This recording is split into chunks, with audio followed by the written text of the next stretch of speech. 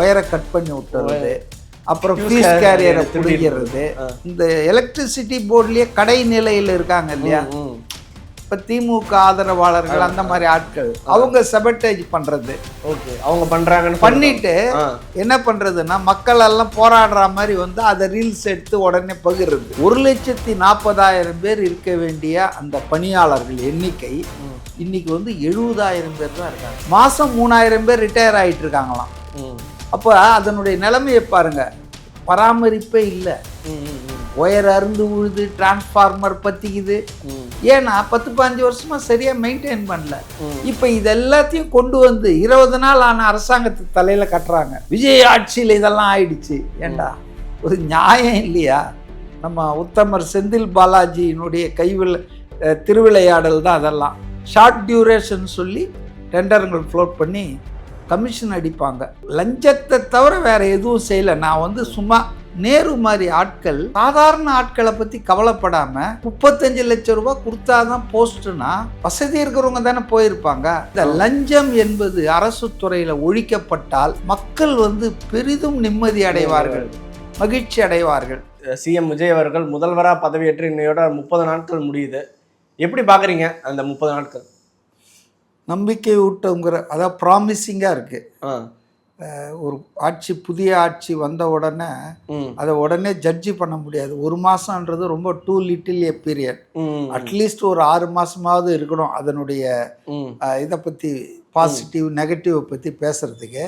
ஆனால் இது அதனால தான் நான் எதுவுமே நேர்மறை எதிர்மறை எதுவுமே சொல்லாமல் நம்பிக்கை ஊட்டுவதாக இருக்கிறது. இந்த 1 மாத கால ஆட்சி என்பது முதல்வருடைய செயல்பாடு, அமைச்சர்களுடைய செயல்பாடு, இதெல்லாம் பார்த்தீங்கன்னு சொன்னால் ரொம்ப நம்பிக்கை ஊட்டுவதாக இருக்குது, ப்ராமிசிங்காக இருக்கு. இந்த திசை வழியில் அவங்க போனாங்கன்னா அநேகமாக அடுத்த ஒரு 20-25 வருஷத்துக்கு விஜய் அவர்களுக்கு நல்ல பேர் மக்கள்கிட்ட கிடைக்கும். மெயினாக அந்த கேபினெட் மீட்டிங் போட்டாங்க இல்லையா போன வாரம், ஃபர்ஸ்ட் கேபினெட் மீட்டிங், அமைச்சரவை கூட்டம், அதில் நிறைய விஷயங்கள் பேசியிருக்காங்க. 1.5 மணி நேரம் நடந்திருக்கு. அதில் வந்து மெயினாக அவங்க ஃபோக்கஸ்டாக 2 விஷயத்த சொல்லியிருக்காங்க. ஒன்று என்னன்னா, போதை இல்லா தமிழகம். போதைன்னா ஏதோ டாஸ்மாக்னு நினைக்காதீங்க, ட்ரக்ஸ், கஞ்சா, அபின், இதுதான் போதைன்றது. மது சாப்பிட்றது போதையில் வராது. ஆனால் இந்த போதை இல்லா தமிழகம், ஊழல் இல்லா நிர்வாகம், இந்த 2 ட்வின் எய்ம்ஸ் வச்சிருக்காங்க, 2 இலக்கு. இது வந்து உண்மையிலே வந்து ஒரு மிகச்சிறந்த விஷயமாக தான் நான் பார்க்குறேன். ஏன்னா இந்த 2 வந்து ஒன்று லா அண்ட் ஆர்டரை கெடுத்துட்டு இருக்கு, பெண்களுக்கு எதிரான குற்றங்களை வந்து அதிகரிச்சிட்டு இருக்கு, ரொம்ப கஷ்டப்படுறாங்க மக்கள். இன்னொன்று பார்த்தீங்கன்னா, நிர்வாகத்தில் ஊழல் இல்லாமல் போச்சுன்னா இந்த நாட்டின் மாநிலத்தின் பொருளாதாரமும் சுபிச்சமாகும், மக்களுக்கும் வந்துட்டு லஞ்சம் கொடுக்க வேண்டிய அவசியம் இல்லை. இப்போ தொட்டது தொடச்சிக்கிறதெல்லாம், இப்போ நேரு மேலே எஃப்ஐஆர் ஃபைல் பண்ணியிருக்காங்களே, என்ன அது கேஸு உங்களுக்கு தெரியும் இல்லையா? அதாவது முனிசிபல் அட்மினிஸ்ட்ரேஷன் துறையில் ஒரு 2200 போஸ்ட் காலி இடங்களுக்கு ஆள் எடுத்தாங்க. Assistant engineer, down planning officer, இந்த மாதிரி. இதுக்கு ஆள் எடுக்கும்போது ஒரு பதவியையும் 35 லட்சம் ரூபாய் லஞ்சம் வாங்கிட்டு தான் அவங்க ஃபில்அப் பண்ணியிருக்காங்க என்பது தான் குற்றச்சாட்டு. இப்போ அதில் தான் பணம் வாங்கிட்டு தான் போஸ்டிங் போட்டாங்க. அதில் பெரும் பணம் ஒரு 800 கோடியோ என்னவோ, அந்த பணத்தை ஹவாலா மூலமாக அரபு நாடுகளுக்கு கடத்திட்டாங்கன்றது தான் இடியுடைய குற்றச்சாட்டு. அது கோர்ட்டில் விசாரிச்சுன்னு அது உண்மைனா கண்டிப்பாக நேருவை வந்து தண்டிப்பாங்க. ஆனால் இந்த குற்றச்சாட்டே பகீர்ந்த ஒரு ஏஇ போஸ்டிங் வாங்கிறதுக்கு நான் பிஇ படிச்சிருந்தா போதாது, எனக்கு அனுபவம் இருந்தால் போதாது, எனக்கு ஆற்றல் இருந்தால் போதாது, கூடவே ஒரு 35 லட்சம் ரூபாய் கொடுத்தா தான் அந்த போஸ்டிங் கிடைக்கும்னா, இப்போ அதுக்கு 2 லட்சம் பேர் கண்டிப்பாக அப்ளை பண்ணியிருப்பாங்க. இன்றைக்கி பார்த்தேன் நான், உத்தரப்பிரதேசத்தில் லக்னோ ஸ்டேஷனில் ட்ரெயின் ஏறுறதுக்கு அப்படியே கூட்டம் அலமோதுது. என்னையான்னு கேட்டால், கான்ஸ்டபிள் வேலைக்கு 38,000 வேக்கன்சிக்கு 21 லட்சம் பேர் அப்ளை பண்ணியிருக்காங்க. எவ்வளோத்துக்கு? 38,000 கான்ஸ்டபிள் வேலைக்கு யூபியில், ஸ்டேட் கவர்மெண்ட் ஜாபு, அதுக்கு 28 லட்சம் பேர் வந்து அப்ளை பண்ணியிருக்கான். ஜஸ்ட் 38,000 வேக்கன்சிக்கு. அப்படின்னா ஒரு வேக்கன்சிக்கு ஒரு 75,000 பேர் 80,000 பேர் போட்டி போடுறான். வேலையில்லா திண்டாட்டம் எந்த அளவு இருக்கு பாருங்க. அது யூபியில் மட்டும் இல்லை, ஹோல் இந்தியாவிலேயே இன்னைக்கு இளைஞர்கள் சந்திக்கிற மிகப்பெரிய பிரச்சனை வேலையில்லா திண்டாட்டம். படிச்சதுக்கேற்ற வேலை கிடைக்காத திண்டாட்டம் தான். அண்டர் எம்ப்ளாய்மெண்ட் அண்ட் அன்எம்ப்ளாய்மெண்ட், இதுதான் இந்திய இளைஞர்களுடைய மிக முக்கியமான பிரச்சனையா இருக்கு. ஸோ நேரு மாதிரி ஆட்கள் சாதாரண ஆட்களை பற்றி கவலைப்படாமல் 35 லட்சம் ரூபாய் கொடுத்தாதான் போஸ்ட்டுனா, அப்போ வசதி இருக்கிறவங்க தானே போயிருப்பாங்க. அந்த 35 லட்சம் ரூபாய் புரட்டி கொடுக்குற அளவுக்கு வசதி இருக்கிறவங்க தானேங்க அந்த வேலையில் போய் லேண்ட் ஆகிருப்பான். அவங்கெல்லாம் வேலைக்கு போயிட்டாங்க. முதல்வர் அப்பாயின்மெண்ட் ஆர்டர்லாம் ஸ்டாலின் கொடுத்து அவங்கெல்லாம் 6 மாதம் சம்பளம் வாங்கிட்டு இருக்காங்க. இப்போ இந்த கேஸில் எல்லாம் வெளியே வருவாங்கன்னு வச்சிங்களேன். முறையாக நான் என்ன சொல்கிறேன்னா, பணம் இல்லாத ஒரே காரணத்துக்காக ஏழ்மையான குடும்பங்கள், வசதி இல்லாத குடும்பங்களில் படித்த இளைஞர்கள், தகுதி வாய்ந்த இளைஞர்களுக்கு அந்த வேலை கிடைக்காம போயிடுச்சு இல்லை? கண்டிப்பாக சார். அப்போ இந்த லஞ்சம் என்பது அரசு துறையில் ஒழிக்கப்பட்டால் மக்கள் பெரிதும் நிம்மதி அடைவார்கள், மகிழ்ச்சி அடைவார்கள். இந்த பக்கம் பெண்கள், குழந்தைகள் இந்த போதை கலாச்சாரத்தை முடிவு பண்ணால், ஒரு பெண்கள்ன்றது பாதி பேர் இல்லையா? நம்ம இப்போ லேட்டஸ்டாக நடந்த தேர்தல்லையே நம்ம ஆண்களை விட பெண்கள் தான் அதிகமான எண்ணிக்கையில் போட்டாங்க, மோர் தென் 50%. அப்போ அப்படிப்பட்ட ஒரு பெரும்பான்மையாக இருக்கிற ஒரு பெண்களுக்கு பாதுகாப்பு ஏற்படுத்தணும்னா அந்த சமூகத்துக்கே ஒரு சந்தோஷம் தானே.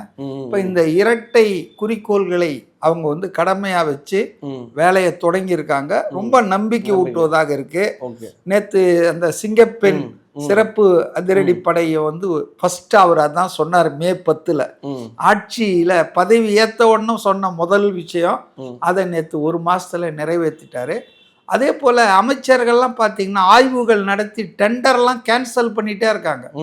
கடந்த 5 வருஷம் ஆட்சியில் இறுதி செய்யப்பட்ட டெண்டர்களெல்லாம் இப்போ ஆய்வுக்கு உட்படுத்துகிறாங்க. இப்போ உதாரணத்துக்கு 2 நாளில் என்ன பண்ணார் நிர்மல் குமார்னா, ஒரு 300 ஷார்ட் டியூரேஷன் டெண்டர்னு இபியில் நம்ம உத்தமர் செந்தில் பாலாஜியினுடைய திருவிளையாடல் தான் அதெல்லாம். ஷார்ட் டியூரேஷன் சொல்லி டெண்டருங்கள் ஃப்ளோட் பண்ணி கமிஷன் அடிப்பாங்க. இப்போ அவர் கேஸ் ஒன்று இப்போ திருப்பி சிபிஐ விசாரிக்க 370 கோடி அந்த டிரான்ஸ்ஃபார்மர் அறப்போர் இயக்கம் போட்ட கேஸு. ஸோ கம்ப்ளீட்டாக லஞ்சத்தை தவிர வேற எதுவும் செய்யலை. நான் சும்மா ஒரு பானை சோறுக்கு ஒரு சோறு பதம்னு திமுக ஆட்சியை பற்றி சொன்னேன். ஒன்று நேரு டிபார்ட்மெண்ட்டில், இன்னொன்று எலக்ட்ரிசிட்டியில். சரி, நீங்கள் சொன்னீங்க ஆட்சி ரொம்ப நல்லா இருக்கு அப்படின்னு. பட் ஆனால் மிக முக்கியமான பிரச்சனையாக பார்த்தோன்னா மின்சார பற்றாக்குறை தான். ரொம்ப நல்லா இருக்குன்னுலாம் நான் சொல்லி ஏன் நீங்கள் வார்த்தையெல்லாம் என் வாயில போடுறீங்க? இல்லை, நம்பிக்கை இருக்குது. நல்லா இருக்குதா நல்லா இல்லையான்றது சொல்றதுக்கே 6 மாதம் பொறுத்து இருக்கணும்னு நான் சொன்னேன். சொன்னதை நீங்க மாத்தாது. Okay okay sir. மக்களுக்கும் நம்பிக்கை வர விதமா இருக்குன்னு சொன்னீங்க. ப்ராமிசிங்கா இருக்கு. ஓகே.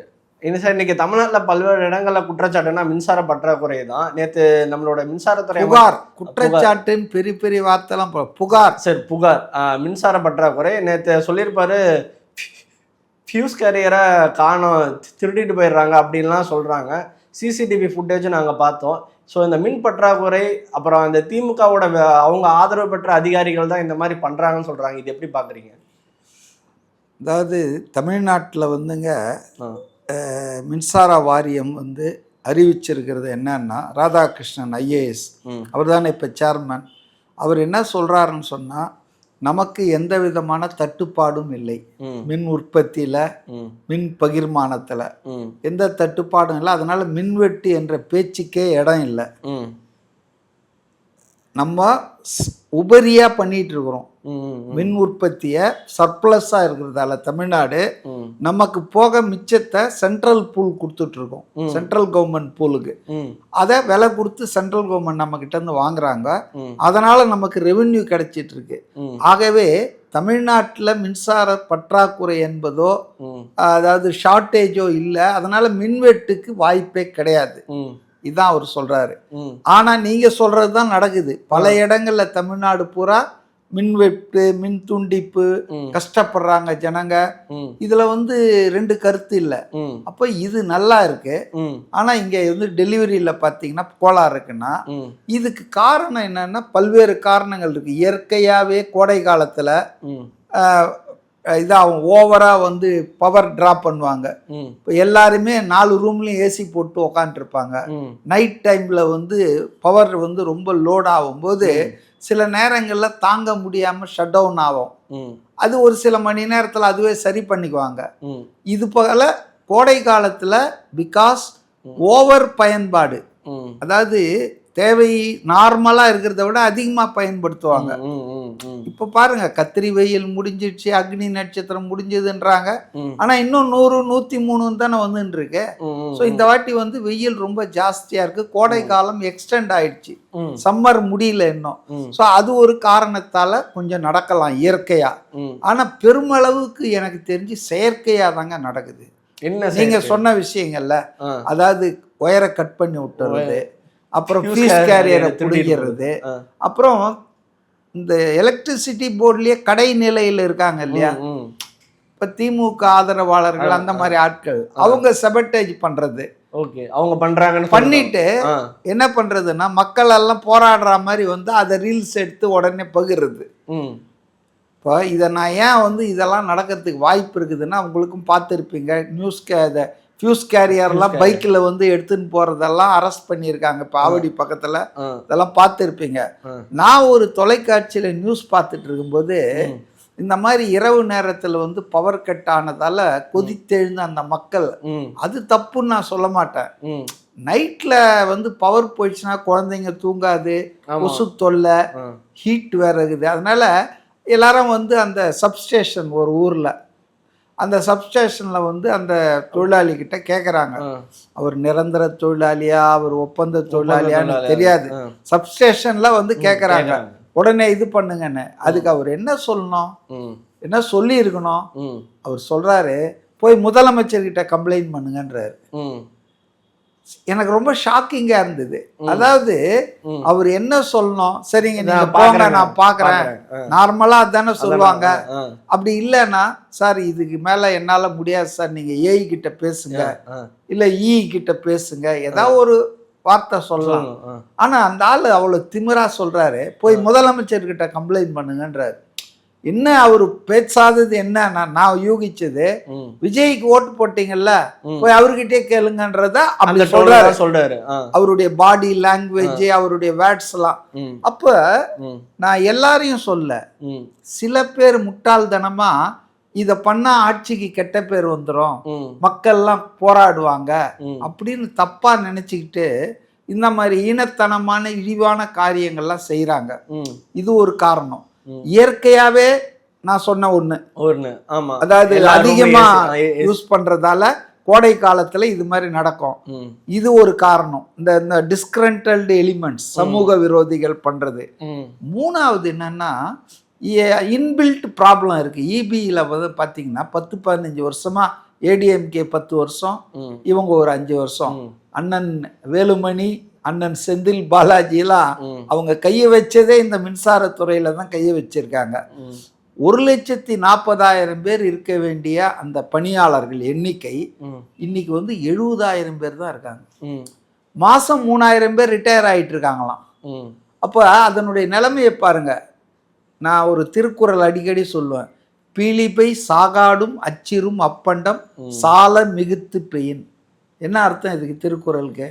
மயிலிறகு எவ்வளவுதான் லேசானதாக இருந்தாலும் அந்த வண்டியில் எவ்வளோ கொல்ல முடியுமோ அவ்வளோதான் கொல்லணும். மயிலிறகு தானேன்னு 2 டன்னை பிடிக்கிற வண்டியில் 4 டன்னை ஏற்றுனீங்கன்னா அச்சாணி முறிந்துடும். அதுபோல் ஒரு ஹியூமன்லி பாசிபிள்னா ஒரு 100 பேர் செய்ய வேண்டிய வேலையை ஒரு 70 பேர் செய்யலாம், இல்லை 80 பேர் செய்யலாம். ஆனால் 100 பேர் செய்ய வேண்டிய வேலையை 50 பேர் செய்ய சொன்னால் குவாலிட்டியும் இருக்காது, இட் இஸ் குவைட் இம்பாசிபிள். அது மாதிரி தான் இன்னைக்கு மின்சாரத்தில் துறையில் 1,40,000 பேர் இருக்க வேண்டிய இடத்துல வெறும் 70,000 பேர் இருக்காங்க. புரியுதுங்களா? ஸோ அதனால பணியாளர்கள் குறைவு இருக்கு. நல்ல வேலையை இப்போ நிர்மல்குமார் அந்த அமைச்சர் சொல்லியிருக்காரு. முதல் கட்டமாக 15,000 பேரை நிரந்தரமாக எடுக்கிறேன், கான்ட்ராக்ட்லாம் இல்லை, நிரந்தரமாக எடுக்கிறேன்னு சொல்லியிருக்காரு. ஒரு 300 அசிஸ்டன்ட் இன்ஜினியர்கள் 10-15 வருஷமா அல்லாடிட்டு இருந்தவங்களெல்லாம் ப்ரமோஷன் பண்ணியிருக்காரு. லஞ்சம் ஊழல்லாம் வாங்காம செயற்பொறியாளர்கள் எக்ஸிக்யூட்டிவ் இன்ஜினியரா பண்ணியிருக்காங்க. அவங்கெல்லாம் 2 நாளைக்கு முன்னால பாராட்டுலாம் நடத்தினாங்க. ஏன்னா கடந்த கழக ஆட்சியில செந்தில் பாலாஜி வந்து அதெல்லாம் ஃபைல்லாம் எடுத்து வச்சுட்டாரு. ஒரு ப்ரொமோஷன் வேணும்னா இத்தனை லட்சம் கொடுத்தாதான்ட்டு. இன்னைக்கு 10 பைசா எல்லாம் பண்ணவனா அவங்களுக்கு நடப்பது காண்பது கனவா நனவா, நடப்பது என்னடா இது, ஆட்சியில் இருக்கிறவன் துட்டே வாங்காம ப்ரொமோஷன் கொடுக்குறோம், 300 பேருக்கு கொடுத்துட்டாரு, இன்னும் கொஞ்சம் பேர் கொடுக்க வேண்டியிருக்கு. அதே போல இன்னைக்கு ஆளை எடுக்கிறேன்னு சொல்லியிருக்காரு, அதுவும் நிரந்தரமா, கான்ட்ராக்ட்ல நிரந்தரமா எடுக்கிறேன்னு சொல்லியிருக்காரு. ஸோ இதெல்லாம் இப்போ பலன் கிடைக்கிறதுக்கு இன்னும் ஒரு 3-4 மாசம் ஆகலாம். ஆனா இப்போதைக்கு பிரச்சனை என்னன்னா, கடந்த கால ஆட்சிகள்ல இந்த இபி டிபார்ட்மெண்ட்டை, இது ஒரு எசென்சியல் சர்வீஸ் இல்லையா, அத்தியாவசிய சேவை தானே மின்சாரன்றது. அப்ப எந்த அத்தியாவசிய சேவையும் சிறப்பா இருக்கணும்னா 2 விஷயம் முக்கியம். ஒன்னு மென், இன்னொன்னு மெட்டீரியல்ஸ். மென்னா ஆட்கள், பணியாளர்கள். மெட்டீரியல்ஸ்னா டிரான்ஸ்ஃபார்மர், கேபிள், இது மாதிரி விஷயங்கள். இப்போ 2மே ப்ராப்ளத்தில் இருக்கு. மென் விஷயத்த சொல்லிட்டேன். மெட்டீரியல்ஸ்னா எல்லாம் பராமரிப்பே இல்லை. ஒயர் அருந்து உழுது, டிரான்ஸ்ஃபார்மர் பத்திக்குது. ஏன்னா 10-15 வருஷமா சரியா மெயின்டைன் பண்ணல. இப்ப இது எல்லாத்தையும் கொண்டு வந்து 20 நாள் ஆன அரசாங்கத்துக்கு தலையில கட்டுறாங்க. விஜய் ஆட்சியில் இதெல்லாம் ஆயிடுச்சு. ஏண்டா ஒரு நியாயம் இல்லையா? ஒரு நியாயம் இல்லையா? இந்த ஆட்சி செய்து இதனுடைய ரிசல்ட்டு, அதன் பக்க விளைவு, பின் விளைவு நேரடியாகவோ மறைமுகமாகவோ பாசிட்டிவாகவோ நெகட்டிவாக வர்றதுக்கு 6 மாதம் ஆகும். இதனுடைய பலன் வர்றதுக்கு நீங்க 15 வருஷமா சீரழிச்சிட்டு போயிருக்கீங்க மின்சாரத்துறை. நான் ஒரு விஷயம் சொல்றேன், டாஸ்மாகை விட மோசமான ஊழல் நடந்துட்டு இருக்கிறது இதுல தான், மின்சாரத்துறையில தான். மின்சாரத்துறையில எந்த அளவுக்கு ஊழல்னா, செந்தில் பாலாஜி அமைச்சரா இல்லாத போது, மின்சாரத்துறைக்கு அவர் பொறுப்பாவே இல்லாத போது கூட அவர் வீட்டில இருந்து தான் அந்த மின்சாரத்துறையே நடத்தினாரு. ஒரு 2-3 அதிகாரிகள்லாம் சஸ்பெண்ட் பண்ணாங்க பாருங்க, அவர் வீட்டிலே தான் இருப்பாங்களாம். Even while he is not the minister for electricity, not only he is not at all a minister, ஜெயிலில் இருக்கும் போதும் அவர் வீட்டில் போய் உட்காந்து தான் இந்த இபியை மெயின்டைன் பண்ணியிருக்காங்க. ஸோ நிறைய வேலைகள் செய்ய வேண்டியிருக்கு. இந்த அரசு வந்துங்க திமுக அதிமுக பண்ணிட்டு போயிருக்கிற இந்த நிர்வாகத்துல ஊழல் சீர்கேடுகள் இதெல்லாம் சரி பண்றதுக்கே அவங்களுக்கு 1 வருஷம் 2 வருஷம் ஆகும் தான் நான் நினைக்கிறேன். அப்படி இருக்கும்போது இந்த மின்வெட்டுகள்லாம் நடக்கிறது உண்மைதான், நான் இல்லைன்ல. ஆனா அதுக்கு இவ்வளவு காரணங்கள் இருக்கு. இது பூரா தூக்கிட்டு வந்து திரு விஜய் அவர்கள் ஆட்சி சரியில்லை, அனுபவம் இல்லை, நிர்வாகம் இல்லை, அவங்களுக்கு திருடுறத அனுபவம் இல்லை. பழைய ஆட்சிகள் மாதிரி எல்லாத்துலயும் கமிஷன் வாங்கி பாத்தீங்கல்ல, டாஸ்மாக்ல 1200 கோடி ரூபாய் வந்து கஜானாக்கு போக வச்சிருக்காரு. சிஎம்டிஎல பார்ட்டி ஃபண்டே வசூல் பண்ணக்கூடாதுன்னு சொல்லியிருக்காரு. அதே போல இந்த நிறைய டெண்டருங்கெல்லாம் ரிவ்யூ பண்ணி கேன்சல் பண்ணியிருக்காங்க. அண்மையில் இந்த பிடபிள்யூடி கான்ட்ராக்டர் சிவில் அண்ட் எலக்ட்ரிக்கலை கூப்பிட்டு Aadhav Arjuna minister for PWD meeting போட்டு தெளிவா சொல்லியிருக்காரு, நீங்க இந்த 25% கமிஷன் எல்லாம் எங்களுக்கு கொடுக்கவே வேணாம், இந்த ஆட்சியில யாருக்கும் தேவையில்லை. 8% சிஎம்க்கு, 8% கமிஷன் கன்சர்ன் மினிஸ்டருக்கு, அப்புறம் மீதி 11% அதிகாரிகளுக்குன்னு அடிச்சு தூள் கலப்பி இருக்கானுங்க ஒவ்வொரு கான்ட்ராக்ட்லையும். அதனால தான் நீங்க பார்த்தீங்கன்னா 2100 கோடிக்கு வந்து ஒருத்தன் அந்த டிரான்ஸ்ஃபார்மரை தரேன்னு சொன்னா 3800 கோடிக்கு போய் வாங்குறாங்க. ஏன்னா இந்த 700 கோடி 800 கோடி இவங்க பாக்கெட்டுக்கு போகும். கம்ப்ளீட் ஏவா வேலு எல்லாம் மாட்ட போறாங்க. அதான் கான்ட்ராக்ட்ல தாங்க அடிச்சிருக்காங்க. புரியுதுங்களா? அப்போ இந்த ஆட்சி துவக்கும் போதே ஊழலுக்கு எதிராக ஊழல் நடவடிக்கைகளை கருவறுக்கிறது. அதே போல சொந்த கட்சிக்காரன் தப்பு பண்ணா கூட கட்சி பதவியிலிருந்து தூக்கிடுறாங்க, அரெஸ்ட் பண்ணிடுறாங்க, ஜெயில போடுறாங்க. திமுக காலத்தில் இது நடக்குமா? உடனே வட்ட செயலாளர், மாவட்ட செயலாளர், எம்எல்ஏ பேசுவாங்க, போலீஸ் விட்டுரும். புரியுதுங்களா? அதனால ரொம்ப சிறப்பா இருக்கு. துவக்கமே இவ்வளவு நல்லா இருக்குதுன்னா அது போக போக ரொம்ப எப்படி நல்லா இருக்கும்ன்றது ஓகே என்னுடைய ஓகே கற்பனைக்கு எட்டலை. ஆனால் சிறப்பான ஆட்சியாக வரலாறு போற்றக்கூடிய ஒரு முதலமைச்சராக திரு விஜய் அவர்கள் இருப்பார் என்பது மட்டும். ஏன்னா விளையும் பயிர் முளையிலே தெரியும்னு ஒரு பழமொழி இருக்கு தெரியுமா? ஆமா ஆமா அது மாதிரி இந்த ஆட்சி எப்படி இருக்க போகுதுன்றதுக்கு இந்த துவக்கமே நல்லா இருக்கு. Okay sir.